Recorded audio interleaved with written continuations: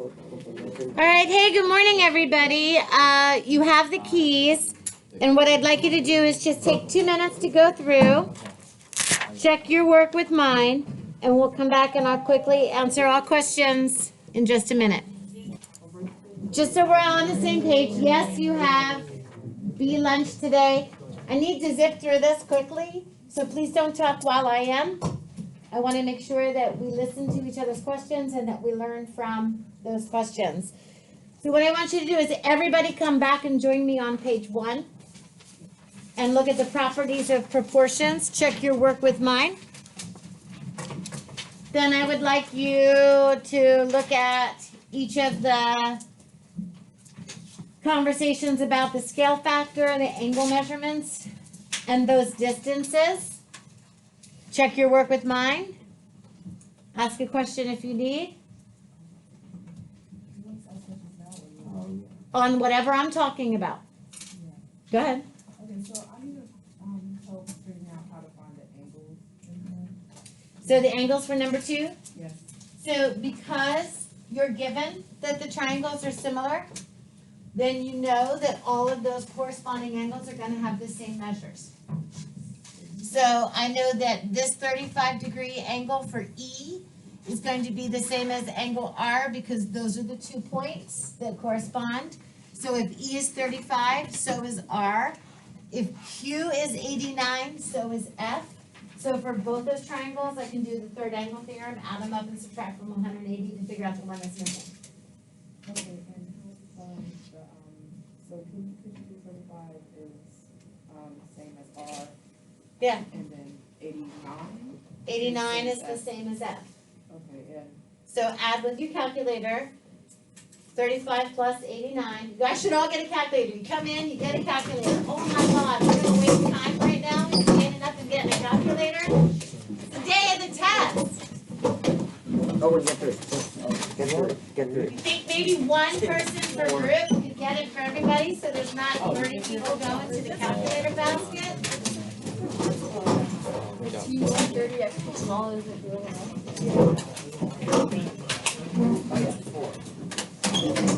I said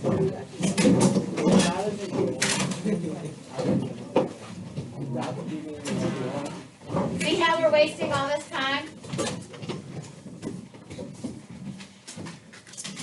Part of being prepared for class is having what you need for class. If you're not going to bring your own calculator in, and you're going to use one of mine, then you come in and you get it.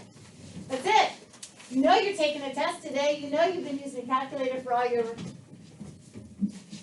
ratios and calculations. Get the calculator. Phones away. Please don't make me ask. Phones away. AirPods out. iWatches off. All of those things have to happen. You can't wait for me to tell you every single day. And you can't be copying my key. Do you understand, Olivia? Okay. All right, number 3 really got into understanding what we're talking with similarity. If it's an isosceles right triangle, then I'm guaranteed to have 3 angles that are congruent. So all isosceles right triangles are going to be similar. If it's a scalene right triangle, I've got a ton of different combinations between those other 2 complementary angles, so they're not guaranteed to be similar. All isosceles triangles are not similar because I can have, like, even though 2 of the angles are congruent, that doesn't necessarily mean that they're congruent to the angles of the other isosceles triangle. So if I have one triangle that has 30-degree angles that match, another triangle could have 29-degree angles that match. It's not guaranteed to be the same. Okay. All equilateral triangles, however, are going to be similar because I'm guaranteed to have 60, 60, 60 degree angles. Number 4, solving those proportions using cross products. Your cross products has 2 purposes. Number 1, cross product solves your proportions. Number 2, cross products can verify that two ratios are equal. Make sure you understand with 5 and 6, the difference between solving for the angles and solving for the sides. Go ahead. Can you explain 4C, please? Sure. You just have to do cross products. X times x plus 5, and I bubble wrap this, which makes sure that I use the distributive property. 3 times -2 is going to be -6. This is a quadratic, and that's a hangover from past problems that we've asked you to be able to know how to factor and solve. Since we've removed a lot of that from this year, it's not on the test, so it's okay if you didn't get it. Can I move on? All right. Let's talk about this one. Geometric mean, 7 and 8. Make sure that you know the difference between finding the geometric mean and being given the geometric mean. If I'm looking for the geometric mean, that's when I put x's in these positions in my proportion. If I'm given the geometric mean, then that's what goes into that proportion. Number 9 is not a geometric mean problem. Number 9 is a problem where it says these are the means. So when we talk about a proportion, our means are our middle two values, our extremes are our first and last. So means and extremes. So they gave me the means, they didn't say it was the geometric mean, so I can put 5 and 12 in there. Any combination of A and B that gives me 60 is fine. And it doesn't even have to be a whole number. It can be 1/2 times 120. So any combination. So list all the possible pairs of positive integers, then this is what we have. Outside of positive integers, we have an infinite number of rational numbers that could be in there. All right, similar triangles. Yes, because there's a constant ratio between each of them. No, because this is not a constant ratio. And yes, because all sides are in a ratio.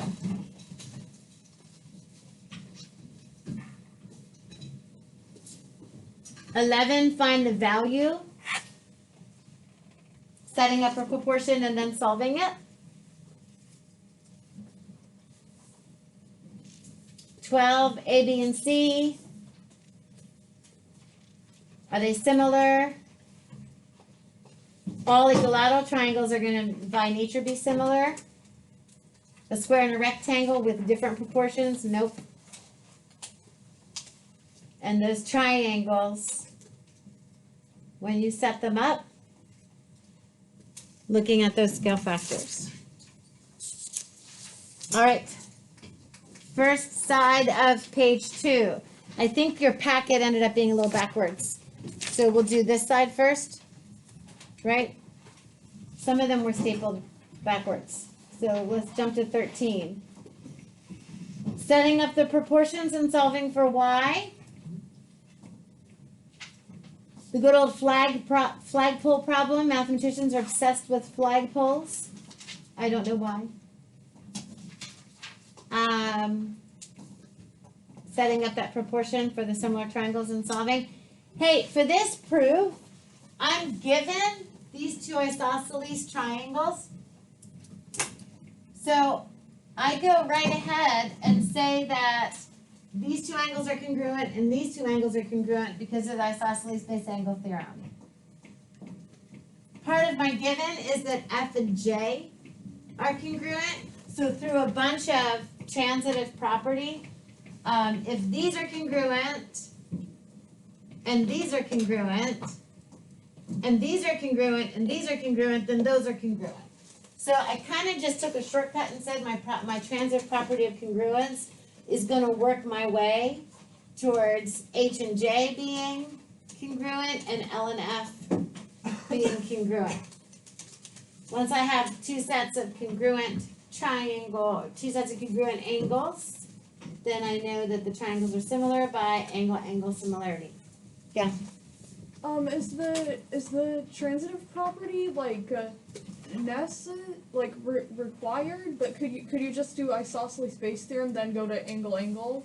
So What you have to be careful of is making sure that you can get from one triangle to the other, and that's the transit property that needs you. Because I know that the pink angles are congruent, and I know that the blue angles are congruent, but it's the transitive property. So the given that tells me that these two are congruent is what helps me get these two congruent. Because this is congruent to this, and this is congruent to this, and this is congruent to that. That's how I get, because what I need is to make sure that I end up with these two being a part of the conversation. Oh, okay. So the only way to jump triangles is by using that given and the transitive property.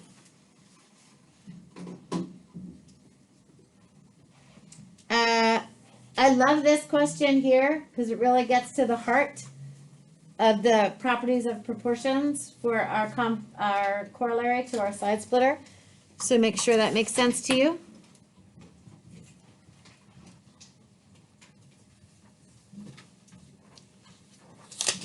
Are we good? On the back, we've got side splitter, angle bisectors, and Olivia, this is another quadratic, so we're not gonna worry about C, Okay. because you guys are supposed to know that, but we get it, COVID. We gotta make sure we teach you guys about quadratics again. So if you didn't get C, it's okay.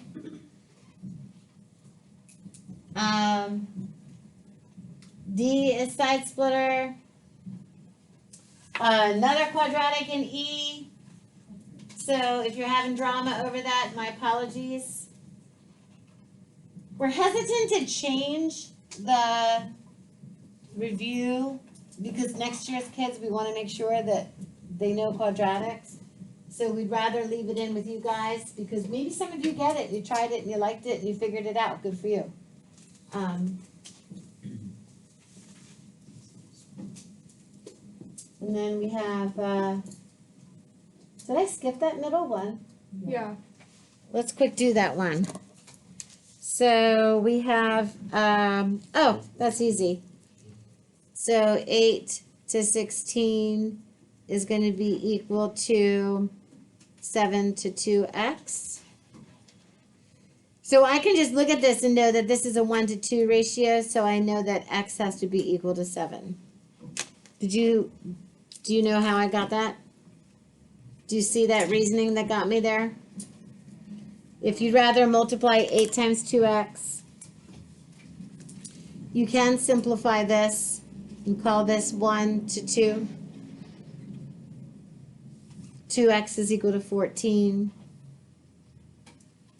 Therefore, x is equal to 7. Do you see it now? Write each ratio in simplest form. What questions do you have? Yes. So to find the distances, that's my question. I remember doing it and then having the square roots, and I didn't know what else to do, or just take it out of the square root thing, or. So this one worked out evenly. So square root of 100 is 10, so you're fine. Our rule of thumb for this class is if you're asked to find the square root of something, if it divides out evenly or if it works out evenly, then that's your answer. That's it. Square root of 100 is 10. If it's a radical that doesn't simplify evenly, perfectly, then we simplify the radical and then give the answer as a decimal rounded to the nearest hundred. So simplified radical, pull out all common or all perfect squares, and then enter it into the calculator to get that distance to the nearest hundred. One's an estimate, one's an exact value. Is that what? Is this type of question the test? Well, why not? So we would need to use the distance formula Sure. for this part. Yeah, so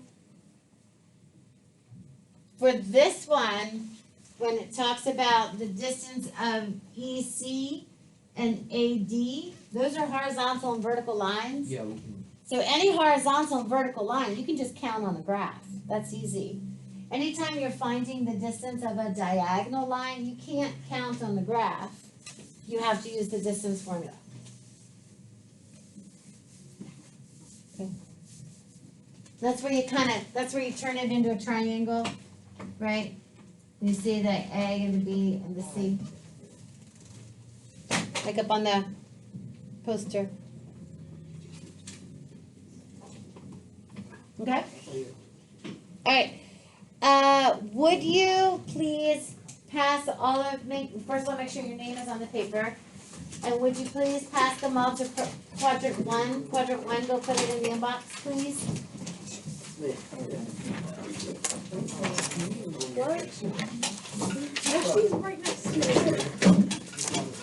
me. See? We are going to go to bee lunch today.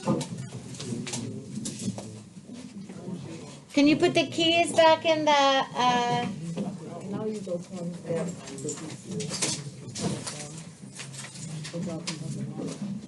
keys back in the basket? Phones away, please. I have to put my lunch pack away. Give me your lunch choices.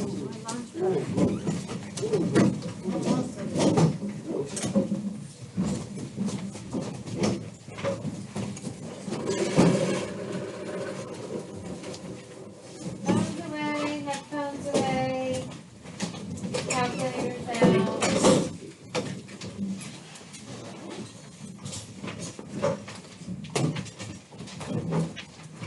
Excuse me.